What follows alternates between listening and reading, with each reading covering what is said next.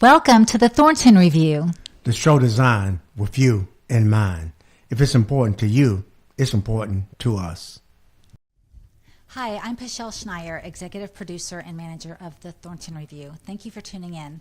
Our guest on today's show is Joshua Roberson, candidate for Escambia County Commission in District 5. So, Josh, it's nice to have you on the show. Can I call you Josh, or do you go by Joshua? You can call me Josh, that's fine. Okay. It's great to have you on. Thank you for taking the time out of your busy campaign schedule to sit down and have a conversation with me. Please introduce yourself. Yeah, well, Ms. Pueschel Schneier, thank you very much for having me on. Your amazing team. It's an honor to be here today and speaking with you. You're right, I am Joshua Roberson, and I'm a candidate for District 5, Escambia County Commissioner. Is that tell you about myself? So I'm married. I have 3 children, 2 of which have graduated high school and moved on. One's in her going into her 3rd year of college here locally at PSC. And one's decided that, hey, I'm not married, I don't have a boyfriend, I have no attachment, so she kind of wanted to see some things. So she is working out in Oregon on the Columbia River on a riverboat cruise ship. And then I have a 10-year-old son that attends Molino Park Elementary School. Aw, yeah. Yeah, and I recently retired, and I'm applying for my full-time job right now. Okay, yeah, and we're going to dive into that and talk all about it, and I can't wait because I have a lot of questions for you. Okay, yeah, looking forward to it.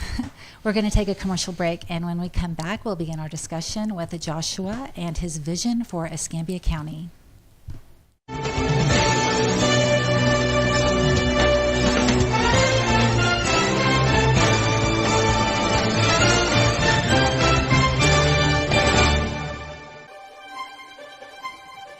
There is no government-funded program that can guide a man's thoughts.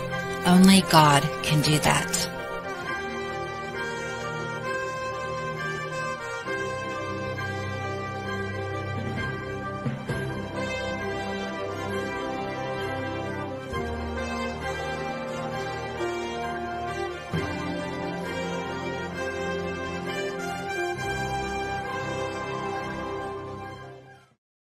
Alpha Fence Company can install any type of fence. When you call and mention the Thornton Review, you'll receive a $100 discount on your fence. They also offer military discounts.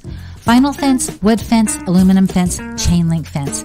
If it has the word fence, Alpha Fence Company can do it. 850-586-8020. 850-586-8020.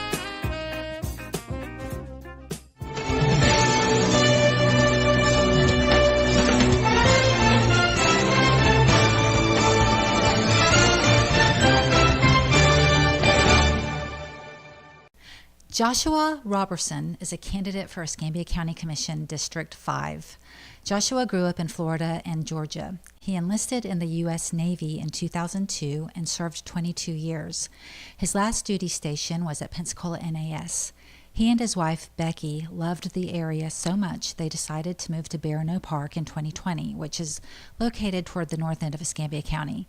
He retired from NAS as senior chief in 2024. During his military career, Joshua served as aviation structural mechanic, firefighter, and basic medical responder. His military training gave him an understanding of emergency evacuation and preparedness, such as for hurricanes and other disasters, as well as experience and respect for police, EMS, firefighters, correctional officers, and teachers. Joshua believes that our first responders should be fully supported with training, compensation, and benefits. Public safety is high on Joshua's priority list, along with infrastructure, traffic concerns, and community growth and development. He'll work to provide his constituents with accessible leadership, fiscal responsibility, and environmental stability. Joshua enjoys spending time with his wife and their 3 children, watching college sports, coaching softball, and fishing. Okay, Josh, so thanks again for coming on. I've got a series of questions for you, and I'm going to start with number 1. What made you decide for Escambia County Commission? Well, where I live, there was a lot of community members that were asking for a change, asking for something different. I don't want to use the word hope, but they were wanting a difference. And when my wife and I sat as a family and decided, hey, I'm going to retire. So after 22 and a half years in the military, we decided we're going to retire. The community accepted us as soon as we moved here. So it was an easy choice when I retired that this is where home is. I decided my service wasn't done, and the community that accepted us and decided for us to stay here, I can only hear things need to happen for so long, and then I'm going to go and try to do it. So I wrote a letter requesting permission to run for office while I was still on active duty, because that's what you have to do, to Secretary of the Navy. And it came back, and to follow in line with that, he said, yes, you can qualify. So I qualified, but there's rules involved, so I couldn't do anything until I was fully retired. And as of July 1st, I was fully retired, and that was the very first day I started to follow within those rules, and I started campaigning July 1st. Okay. So that's, and it's just because I heard the community wanting that change. So was the transition for retirement easy for you? It probably hasn't even hit you yet, because you retired and then hit the ground running campaigning, which is a full-time job. So I had some time off, a little bit in there. Yeah. And I did take a cruise with my family. Okay. I know, sailor on a boat, then I go back on a boat. But I've never been on a cruise that I didn't have to work on. There you go. But I did enjoy that. But That you was knew very what to do if something happened. That is 100% correct. But I enjoyed it. We enjoyed it, and had some great family time, and we discussed our future and how it looks. And I enjoy this. I truly enjoy this. This is very fun, very engaging. I get to hear people's concerns. Yeah. Their concerns. I get to hear the history of the families. It's been here 70, 80 years, a long time history here. There's a lot of us. And I love hearing that. And I love hearing what most of all their concerns, and the people are getting their voice back.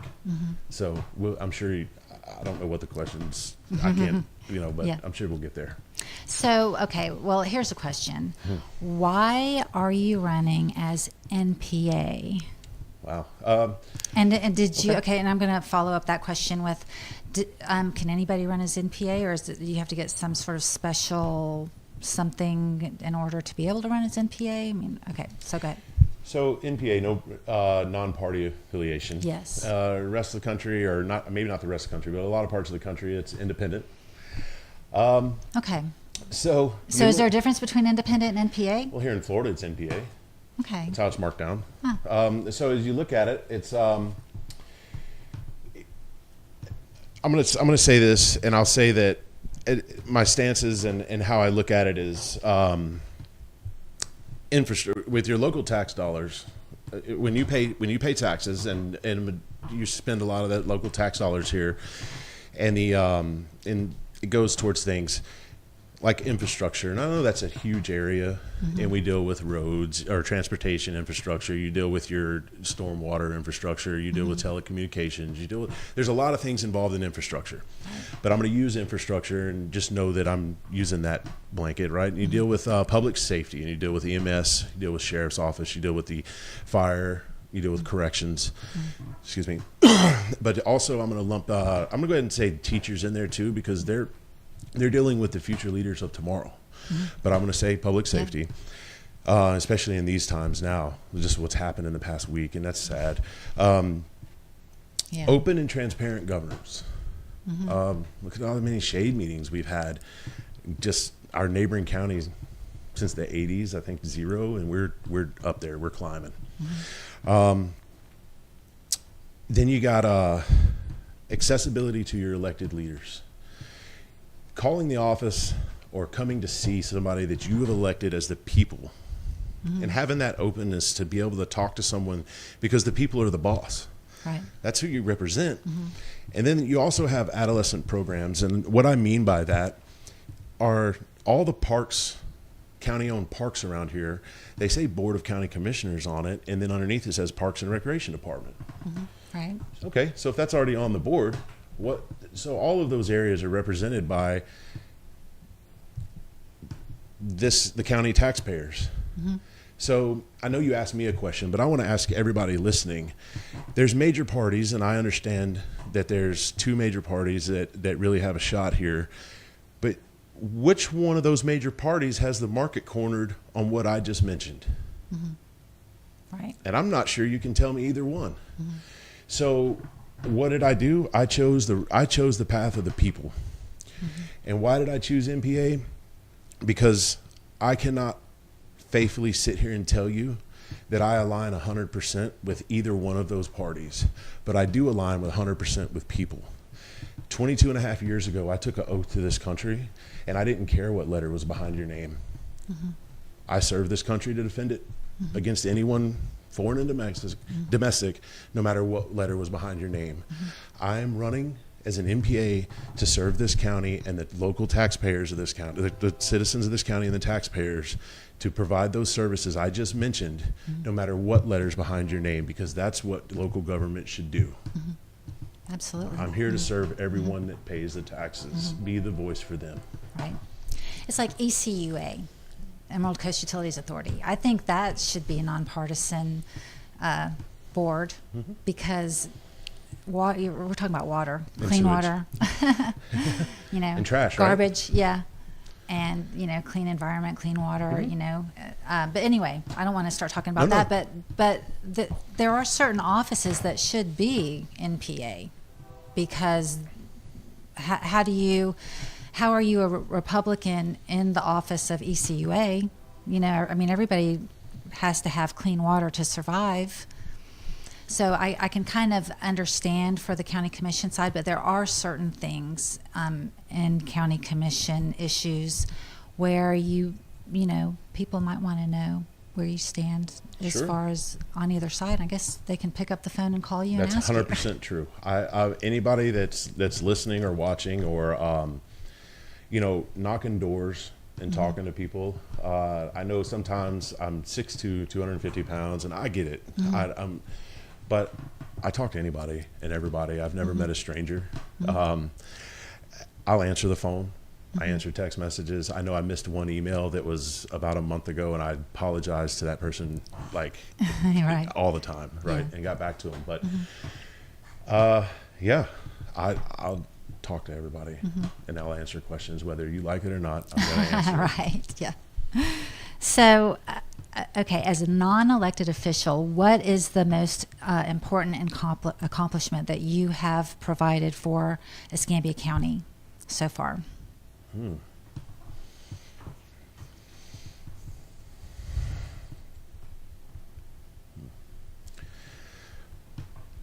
Well,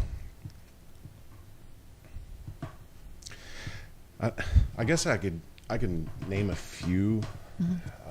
Or what have you done to improve the community is another way to put it, I guess. Yeah. And I think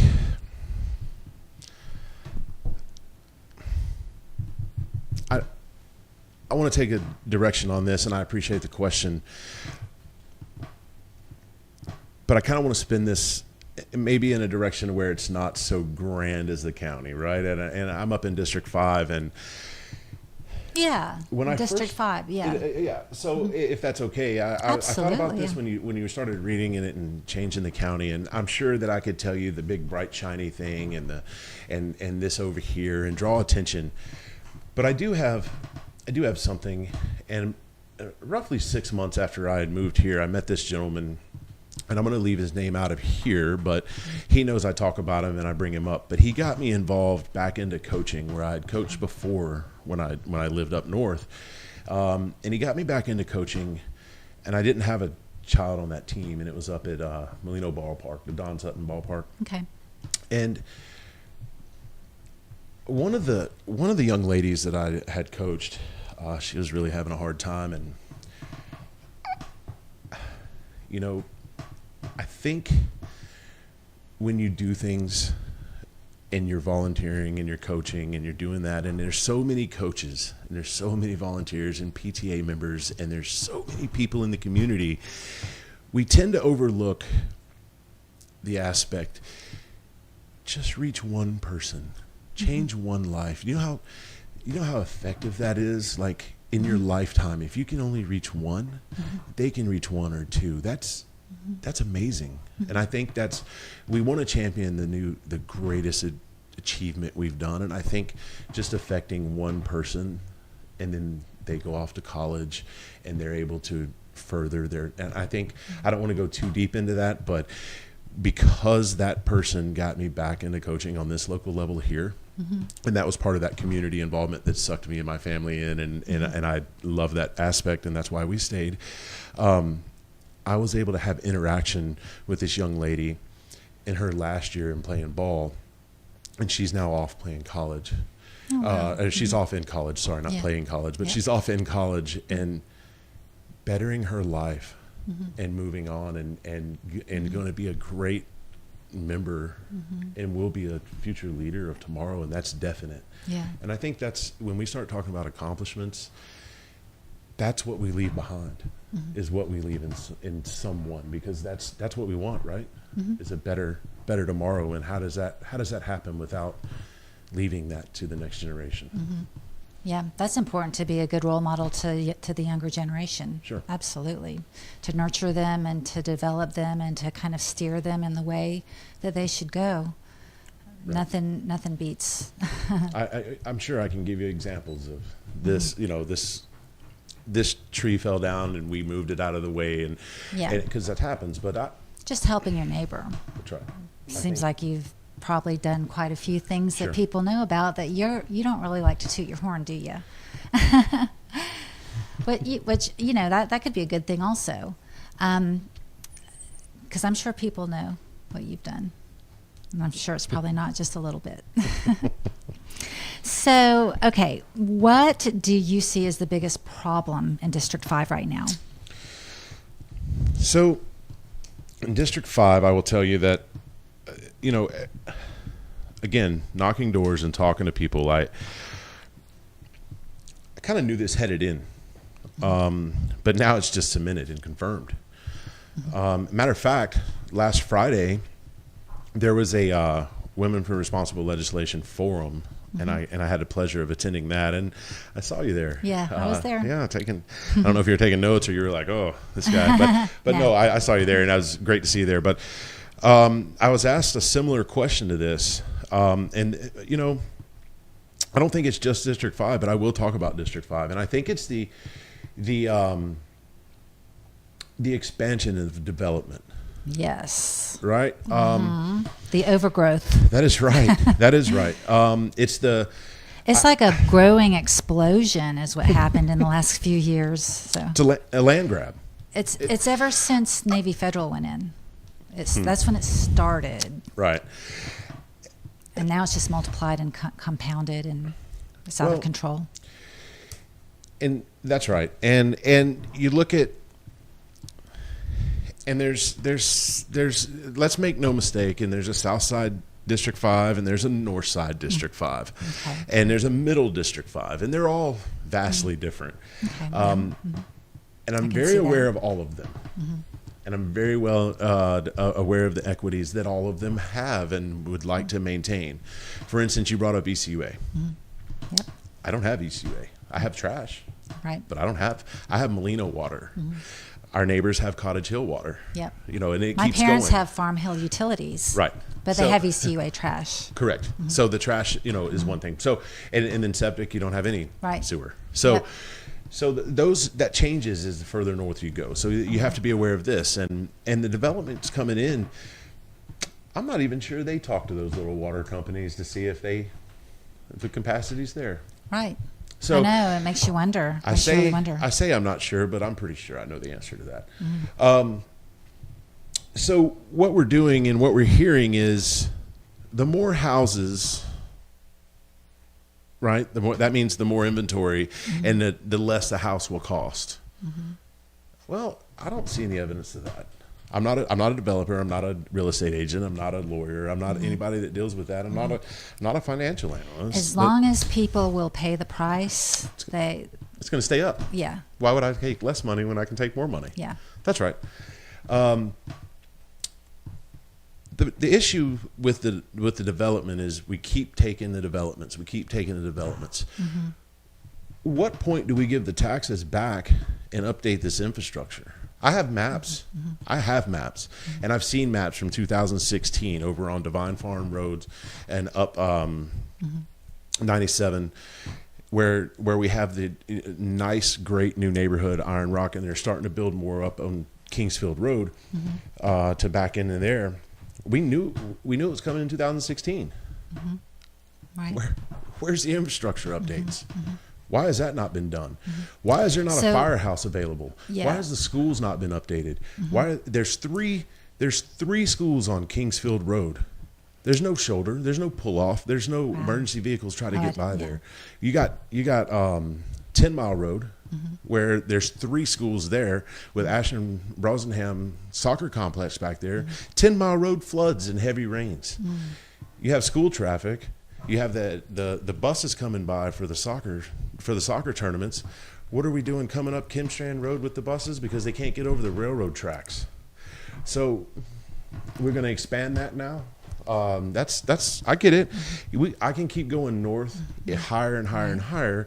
The attention to 164. I'm going to keep going north with this conversation. The attention to 164. We know it's been bad. My attention was brought to 164 because someone shared with me a horrible, horrible event in their family. I'm not going to name any names on this, but their son was in a collision, a head-on collision where their vehicle caught fire. Sorry to right? hear that. Yeah, that's... Here's the thing. The state trooper couldn't find fault because the road is 16 feet wide at 55 miles an hour. 16 feet wide for the entire road. So he couldn't tell who went into his Highway lane. 164. The feeder roads going into that road are 20 feet wide. How do I know this? Because I measured it myself. This happened years ago. Nothing's been done. Now all of a sudden this year they're going to pave and widen 2.1 miles. 3 bridges in the north end of the county over the summer were down. Highway 4, 168, and Gibson Road. Bridges down. Where's the maintenance in that? How are you going to fix bridges with a $2.2 or $2.4 million budget a year to fix bridges in the entire county? And those are county maintained bridges, apparently. Okay. Well, the state fixed Highway 4. Okay. That's FDOT. But I guess where I'm going with this is if we have these bridges that are failing, where's the maintenance in this? $2 million is not $2.5 million. I'll even be generous and say $2 million. I looked at the budget before I got here, but that's not enough. Start a capital and improvement program and put it on the list, right? There's grants out there, yes. There's grants out there for roads to be improved as well. I looked at the grant funding for the state. So where I'm going with this is when does the people's money go back to the people? Right. I mean, we can keep suing the citizens, and I guess we can spend our money there. No thanks. Yeah, well. So I don't know if I answered that question, but my biggest deal is development without reimbursement to the infrastructure, which then in turn also impacts public safety with not adequate roads or transitability. Wow. Okay. That's a good one. Yeah. So what do you think about impact fees for developers? I do agree with them. I do said that too. on Friday as well. Yeah. I think when you were there, I think I do. We're talking impact fees, and I know someone on the panel did. I don't know if they agreed or not, but I agree with them. We're not talking a starter home of what maybe you and I used to know of $75,000, Right. and would jack the price to an unaffordable. I mean, I haven't seen one of those in a while. We're talking That $75,000 home you're talking about is probably $275,000 now today. Correct. So we're Yeah, talking a fee brand that new. can be shared throughout this neighborhood that they want to put in. So are we really going to push someone over the limit on a $300,000, $325,000 home? I'm not sure. I'm not sure we're arguing that point. I'm all for impact fees. Yes, and ma'am. if somebody's a good negotiator, they can get it from the developers. And we need good negotiators in county commission that can do that. I think Navy Federal should have paid the impact fees for 9 Mile Road, Highway 90, between the interstate and Beulah Road. And I don't think that was done. I think the taxpayers paid everything, or at least a good portion of it. But anyway, I'm for impact fees too. Thank you. What will be the very first thing that you do once you're elected?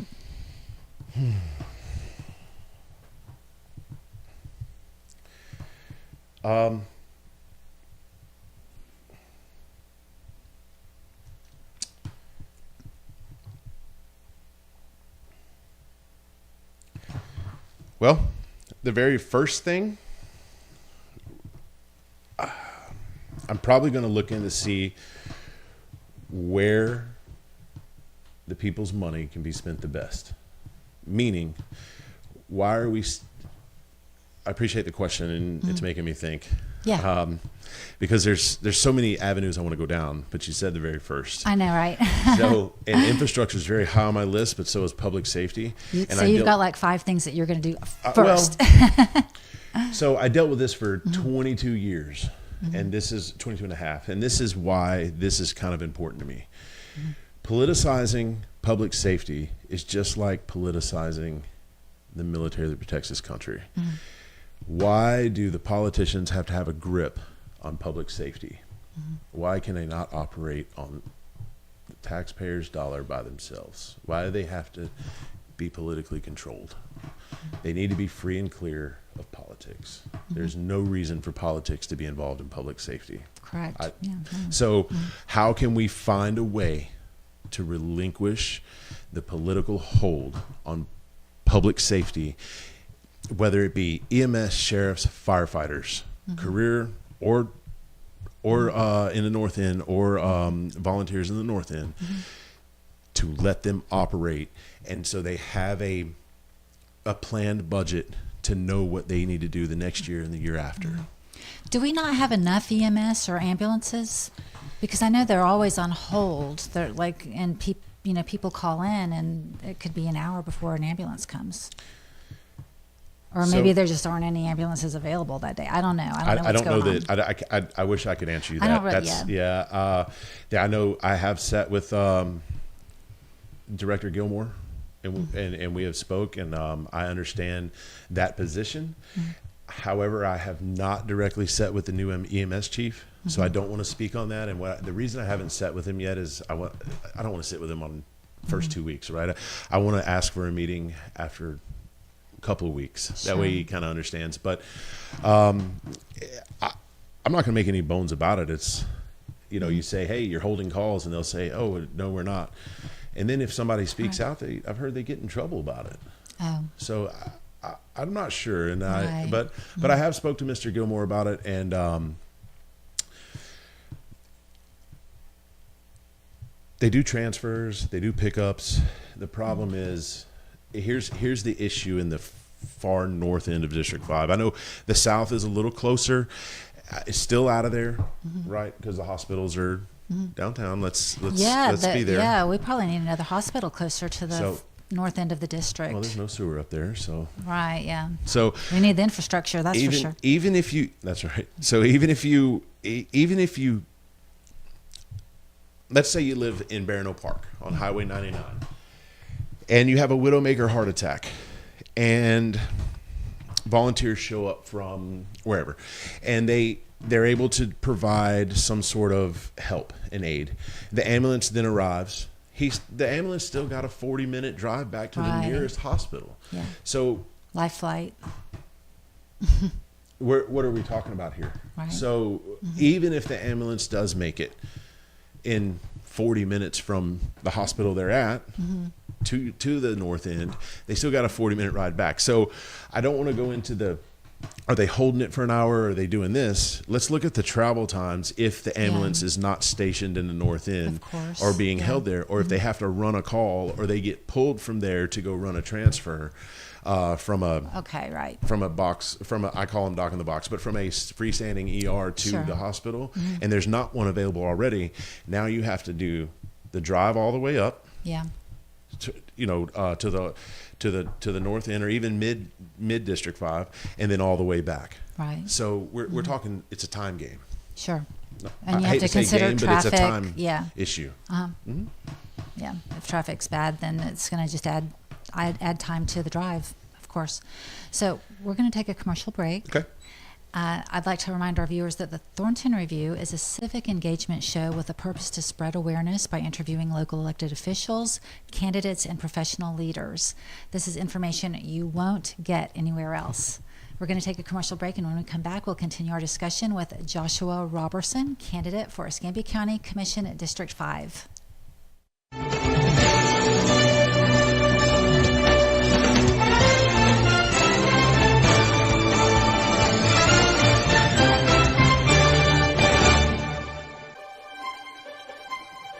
There is no government-funded program that can guide a man's thoughts. Only God can do that.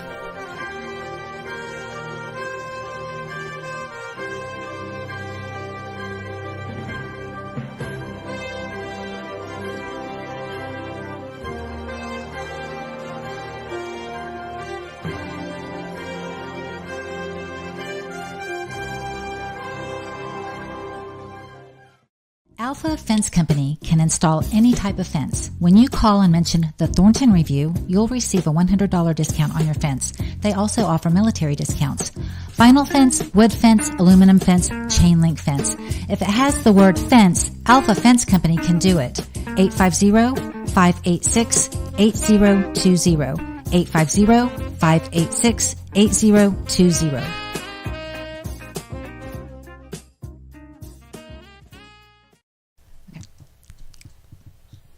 So, what will be the very first thing you do? As I think I already asked you that. What's the first thing? Yeah, okay.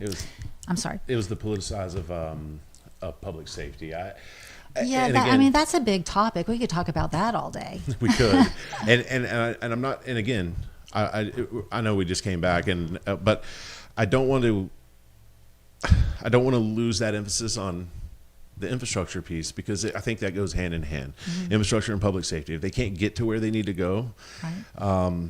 Because people can't get out of the way, mm-hmm. right? So, but I do want to make sure that that's known as politicizing our public safety mm-hmm. is not what we need to do. Yeah. So when you say they can't get out of the way, you're talking about like a busy road that doesn't have shoulders, right. and an ambulance that can't go around them or go through them because they're on the road. There's no shoulders to get on. Okay. That's right. I mean, that makes sense. All the way from the south. We were talking mm-hmm. Kingsfield, West Roberts. We're talking 10 Mile. We're talking 164. We're talking. I can keep going on and on and on. Right. All the way up north. Yeah. So that's where impact fees would come in to. Because we need infrastructure in place before they build these subdivisions. Mm-hmm. And so that's why we need the impact fees to build the infrastructure mm-hmm. and, as they're building the subdivisions or even before they're building the subdivisions, because the land has to be improved before people reside there. Mm-hmm. You can't build a house without electricity, That's right. It's got to be improved. That's right. But also you start doing all this developing and roads. Mm-hmm. Every house puts two more. I'm not going to say every house, but on average, every house puts two more cars on the street. Mm-hmm. And at least. Let's say every house has one kid, mm-hmm. one child. Well, every house is going to put another child in that school. Yeah. Well, who's paying for that school? Mm-hmm. Right. Well, mm-hmm. Taxpayers. Mm-hmm. Yeah. $20 million, I think, was mm-hmm. the last school built, right? Luckily for that half-cent sales tax. Sure. Lucky. I'm going to have a show on that one of these days. I tried to, but somebody. So, okay, so we have to have infrastructure. We have to have improvements, and then we have the houses, but we have to have those impact fees in order to have the infrastructure and improvements. And that's just the bottom line. And I think somebody at the forum the other day said, well, yeah, I mean, if you do the impact fees, then the developers are just going to charge the buyers. So okay. It's going to go straight back to the buyers. Okay. I know. That's what I say. Yeah. Because those people buying those houses are using those improvements and that infrastructure in that area. And that's what the impact fees are going for. Mm-hmm. So, and talking about sewer as opposed to septic, there are schools up in Molino, Barrono Park area. Mm-hmm. Are they on septic? I've never even thought of that. Yeah, I don't want to answer that, but I'm sure there's no septic lines up. I mean, there's no sewer lines up there. Right, so, yeah. right. Mm-hmm. Interesting. So it must be one big septic tank. And I guess that's why they wouldn't be able to build a hospital now up there, because I wonder if codes would require that a hospital be on sewer. Probably. And so that'll be the first one of the things I'm looking into and see what we can do. Okay.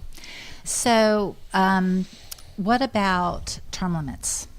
Are you opposed to term limits, or what do you think about term limits for county commission? And if you are for term limits, like how long should a county commissioner be able to stay in that seat? How many terms? I do agree with term limits. Mm-hmm. I agree with term limits. I don't see why there's an issue with term limits. And I understand the opposition of the term limits that my opponent had. I heard him when he spoke, and I listened to it. And I know sometimes when I'm listening and that kind of things, I have emotions on my sleeve. I get it, and I make faces. But I was listening very intently, and that's why I do it. And I lean in. Mm-hmm. I support term limits, and you have to remember my last job. I grew up in a world of we moved around every 4 years. There was not. There was. That was kind of like a term. It is, but there was very seldom a time when you could get what we call extended. You could get an extra time, but there was very seldom you spent longer than 5 or 6 years at a place. Mm-hmm. And I think the longer you're there, mm-hmm.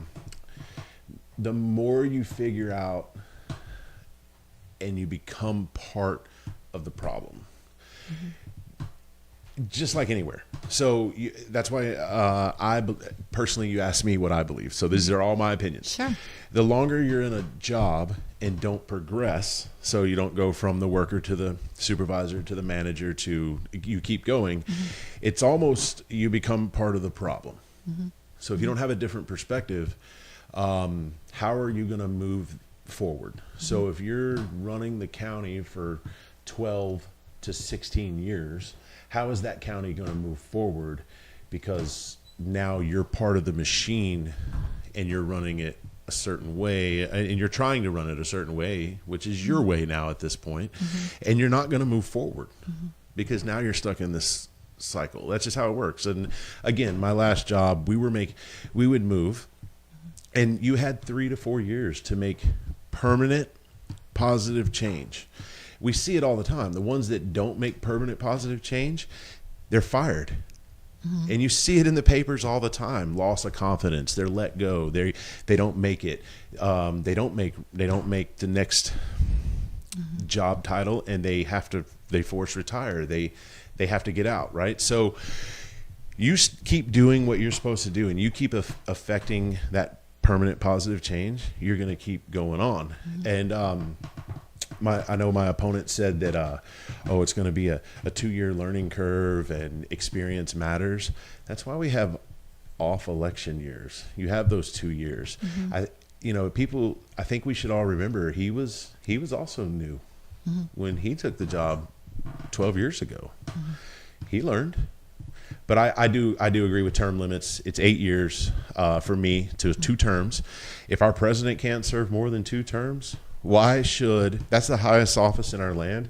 Why should our county commissioner be able to serve more than that? Why should, state reps? And I definitely believe in that. And that's, government should not be a career. Mm-hmm. You should be a servant of the people, and because that's what you want to do. Mm-hmm. Okay. So say, for instance, you have 8 years to mm-hmm. fulfill your term. What are your goals? Where do you want to see the county in 8 years? Well, I'd like to see the county. Or District 5. Sure. No. So let's make no bones about how the county's set up. District 5 is going to elect their next, as my opponent, report card. Well, the report card's coming due, right? Mm-hmm. So I wholeheartedly believe November 5th, the county's going to elect a new District 5 county commissioner. District 5 will elect county commissioner November 5th. Mm-hmm. Well, when that happens, it's going to say District 5 representative, but that representative is Escambia County commissioner. Right. Mm-hmm. Well, that vote happens across the county. Yes. So I think you're right for asking the question of where I see the county. I hear so many times, oh, it takes three. It takes three. Why? Right. Why does it take three? 3 votes, you mean? Mm-hmm. Because there's 5 commissioners. Why can we not get this county, and why does it have to be these, what I hear, this is a new term for me since I started running, why do we have to hear kingdoms? I've heard that. I don't know if you've ever heard this. No. They operate in districts as little kingdoms. Oh. Why can't this county operate Like they're as the a king of county? their district. Yeah. Why can't this county operate as a county? Why are we looking for 3 votes? Why can't we get 5? Mm-hmm. If it's good for the people of this county, why can't this county succeed and the people get what's needed? Why do we only need 3? Why are we ousting the other 2 districts? That's a good question. I So have no idea. you're asking me what my vision is, in not in 8 years, but in 6 years, to change the vision to be county driven, and for every district to get what they need in reference to the areas I spoke about before, and represent the people of the entire county, and then start looking and moving forward in that direction. So in that 8, and so at the end of that, you want to ask me that number 3 question again? It's not just one life that was affected. We have now, as a collective whole and as elected leadership, we have affected many lives. And then I can come back and answer that number 3 question that you asked about. Whatever as an elected official, what was your biggest accomplishment? And it's affecting the lives of people moving forward. Yeah. So I don't know if that helped answer that question, but It, that's where I see the county. I understand. Back to them. Yeah, I see your determination to get everybody on the same page. You know, that's what a good coach would do. Looking at everybody as a team. You're on my team, no matter what you believe, no matter what your background is. You know, that's what a good leader does. You know, we're on the same team, we're on the same page, we're all working for each other, we're working for the good of the community. But you have some people and some issues, and I can't think of an issue offhand to give you an example, but some people are just going to think differently, and they're going to vote differently on a certain issue. Like, say, for instance, a mask mandate, okay? So during that's a good example. Sure. You're going to have 2 or 3 people Probably vote a certain way, and then you're going to have 2 or 3 people vote, you know, either for or against it.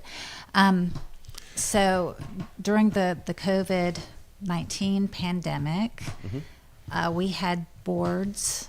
I know this. I don't know if the county commission vote. I don't even remember. I think they voted to impose a countywide mask mandate. Either that or the city council did, and then school board didn't vote for it. I was at that meeting. They voted against a school-wide mask mandate. But that's something that you're going to get a split vote on the county and city. Okay. But, So, and I understand that, but I get that. And, so I definitely understand that. And was that a question of prying to see where I would land on a mask maybe. mandate? Yeah. Okay. So you would know better about how the county voted on a mask mandate than I would. My history with COVID-19, I'll tell you exactly where I was. All I remember is that everybody had to wear a mask, and no matter where you were, and if you didn't wear a mask inside the grocery store, you were asked to leave. It was just crazy. Sure. Well, the reason I don't know about it, and I'm going to tell you why. You weren't here. I spent 206 days at sea with no ports. I was part of a record on the USS Dwight D. Eisenhower. It's called the COVID cruise. Okay. It's not a cruise. Wow. It's not a record you ever want, by the way. But It's not the type of cruise you want to really take. But due to COVID, we never pulled into port or anything like that. So, but with how the county voted. But I'll tell you about the mask mandate, and I've been around a lot of people in my life. For me to sit as an elected official and say, you will do this and you will do that, I think this is why I don't align either way. Or even if you pose it a different way, like if you said, this is for your own good and the good of everybody around you. But also, let's say mask mandates. Let's say, hey, these masks may or may not filter whatever needs to be done. If you want to precaution yourself, wear one. That's it. Or if you're sick, Are we- wear one. Yes. Because if you cough or sneeze, it will prevent something Sure. from getting through. Sure. So I guess where I'm going with that is, do we want more government, or do we want more regulations, or do we want less? Do we want to be free, or do we want to be told what to do? We do not want our First Amendment rights infringed upon, which is what a mask mandate would do. Okay. I'm with you. Yeah. So, but then we can't. But on the other side of that coin, you don't want to ridicule the ones that do wear the mask. Sure. No, absolutely. Right. No. So I don't think it's the government's responsibility to say you have to do this one thing, Or you can't do this one thing. and or you cannot do this, right? Or make a stigmatism one way or the other. Right. So I think it's up agree to with the that. people. Yeah. I can definitely respect that answer. And same thing with the vaccines, like mandated vaccines, totally infringing upon our rights, our medical freedom. If somebody wants to get a vaccine, let them get the vaccine. That's their body, their choice. If I don't want to get the vaccine, I do not want to be told, or frowned upon because I don't want to get the vaccine. And a lot of people feel that way. Sure. I think over half the population feels that way. Right. So No. thanks for your answer. Yeah, I'm with it. And then you start seeing how closely tied government is with everything, right? Oh, you can't make a flight unless you have your vaccine card. Yeah. Well, you start looking at it. How is that? Well, because the government's tied into it. You start looking at, can't take a train ride. You can't get on a cruise boat. You can't do. Well, Yeah. why? Because there's subsidies involved. And I anyway. Really, So- it really greatly infringes upon our rights as human beings to make our own decisions regarding medical and First Amendment rights. So flooding is an issue pretty much all over the county. First off, do you know why we're flooding? Well, one of the reasons. Because it's raining. Well, No, I'm just kidding. I think we're flooding because there's no permeable ground anymore. Everything's concreted over. And are you familiar with Old Bridge Road in Cantonment? It's off Jack's Branch Road. It's probably like 2 or 3 miles north of Jack's Branch, where it begins from Muskogee Road. So Old Bridge Road is made of a permeable road material. And you go out there and you pour a gallon of water on the road and it seeps right in. And as far as I know, that road is holding up. It was well built, and there's no flooding in that area because of that road that I know of.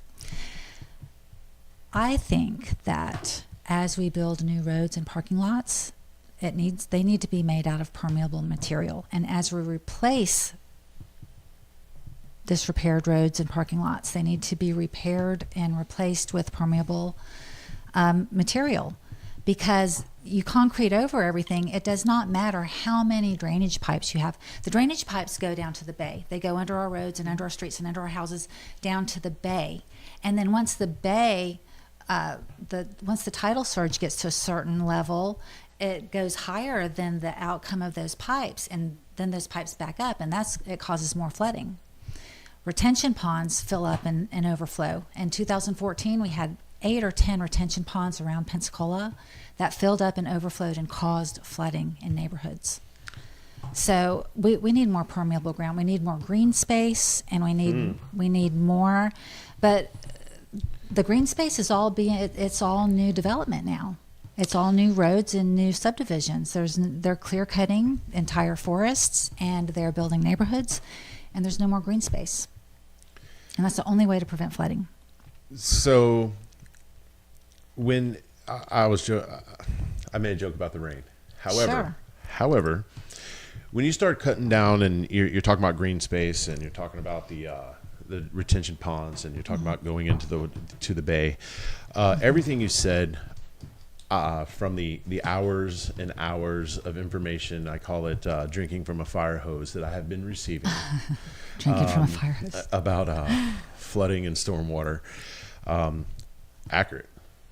So I've lived it. let's clear cut this. Right. There's no trees, there's no roots, there's nothing to absorb this water. Oh, we'll just And build then- 10 more there you go. retention ponds downtown. But the guidance No. that we're using to build those retention ponds is outdated. The information I'm getting is it's outdated, and the rainfall data that is outdated from actually the rainfall data that they're using to build that retention pond to what it is now is the actual rainfall data is 2.79 inches higher than what the data is they're using for that. So I think we're clear cutting and expanding and building houses in communities and neighborhoods and subdivisions a lot more faster than we could even keep up with that data to begin with. Though. sure, but well, first of all, we're already 2.79 inches Away from it. below. Yeah. Right? So now you take that over 1,000 acres that's now not being able to soak in that rainfall, and it's being pushed down. That retention pond's it's not doing anything. Right. So as that ground's not able to soak it up, like you talk about impermeable surfaces, right? The houses, the roads, the sidewalks, lots, the yeah. parking lots, whatever's there. Back to the infrastructure comment I made in the very beginning, we have stormwater infrastructure. Well, it all goes to the bay, and you're absolutely correct on that. What about when you have a road or a neighborhood that's designed and there's wetlands, and and there's a possibility that they could go in there, clear cut the wetlands area, let it dry for a month or two, and maybe a dry season, and then come back and certify it that it's not a wetland, and then it becomes a wetland. Does that make sense? Yeah. I don't know if that's happening. I'm just Right. using that as an example. A lot of these maps that I've looked at with potential Beulah Road extension, straightening out Kingsfield Road, there's clearly defined wetlands there. That was in 2016. Clearly defined. I have the maps. They're TPO maps. I have future TPO maps that forecast out So to you'd either have to go 2025. around those That's not what it that shows. way, or, well, I mean, if they wanted to redo the maps, they'd have to. That's not what it shows. It shows them going through the wetlands. I can show you the maps. Wow. I can show you the maps. Well, that's illegal. So, green space. There's actually a state website that you can contact. It's FDEP, and you can turn some property into state green spaces that will actually keep our diverse how we are up, and especially mid to North County. Yeah. It keeps that green space and keeps it there. But why haven't we entertained that? Right, because everybody's just so into to growth and expansion and We development. have to grow. And that's course. true. But we have we to have do to be it. smart and manageable about it. Really be smart and manageable. It's not a campaign slogan. We have to be smart. We have to be manageable. You have to have the trees. You have to have the shaded areas. You have to have the areas for our children to continue to play. You have to have the areas for our elderly to go and have a place to go and congregate and to crossword puzzles together or whatever. I mean, I'll be there one day, and maybe hopefully I won't do crossword puzzles. But I'm just saying that we need to be the community. I'm not going to do it when there's no trees or shade around. Yeah, and trees also help with the temperature That's right. That's where I was going with this. Yeah. So, yeah, shade. because it gets really hot. And that's as part of the the watershed that you referred to is there's nothing to soak this up. There's nothing, and it just keeps going down. So I call it. I live in the mountains of Escambia, is what I call it. I think it's 198 feet above sea level. So all of that is coming south to here. Yeah, because it's a gradual slope. Because there's no hill. I mean, you look that way. There's no hills. Right. It's a gradual slope down to the bay. And if nothing can absorb it, it's coming to you. Yeah, it does. Sorry. So, regarding your time in the military, I just want to ask some personal questions, if you don't mind. Okay. Yeah. Okay. So, where all were you stationed, and what is your favorite station port that you were at? Port? Yeah, and what were you doing? Let's see. I'll just run through the list. Let's see. I joined out of Lake Mary, Florida, and I went to Great Lakes for a boot camp, and then I headed to for here. I came to Pensacola to do my training, my very first school, and that was great. And then I went to Roosevelt Roads, Puerto Rico for my first station. Oh, wow. Yeah. And then I went to Virginia Beach, Virginia.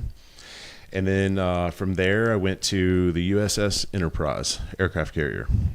I left the Enterprise and went to the USS Truman, Harry Truman. Where was the Enterprise? It was in Norfolk.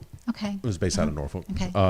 Then I went to the USS Harry S. Truman as an aircraft carrier. Left there, went back to Oceana, NAS Oceana, which is in Virginia Beach. Transferred from there to, VFA 106 is a fighter squadron. And then I did some rides on the USS Bush carrier. Left the 106, went to the USS Dwight D. Eisenhower, and then came down here to NATSE at Pensacola, and then I went to the international command here on base, and I could tell you the acronym, but it's NETSAFA for short, and to explain that, it's where the horrible incident happened this year will be 5 years ago. Right. Very, very amazing command, but learned a lot about way outside of my mechanic. But I got the privilege of being the senior enlisted leader there for Captain Testa, and I'm going to call him out here on name, but Jinx. Right. My favorite port would have been Croatia, and we Interesting. went there to give a family of a sailor his Medal of Honor back in 2006. Thank you for that. Yeah. I'd like to have you back on once you're elected. Oh, I'll be glad to be here. Thank you. So the Thornton Review is on the air to provide a public service awareness and an intellectual infrastructure to our community. This show is made possible by Ida Gates Godly Teas LLC, Alpha Fence Company, and our guest, Joshua Roberson, candidate for Escambia County Commission District 5. It was a pleasure to have you on. Thank you so much. Thank you. We want to thank you for watching this episode of the Thornton Review. Bye-bye. You can watch our program on Pensacola Urban Network, Praise TV on WBQP 12.1, WBQP 12.8 Sundays and Wednesdays at 6 p.m., WBQP Praise TV on Roku Television Network, or download Praise TV on Google Play Store or Amazon Fire. Our website, thethorntonreview.com, and our Facebook page, The Thornton Review Show.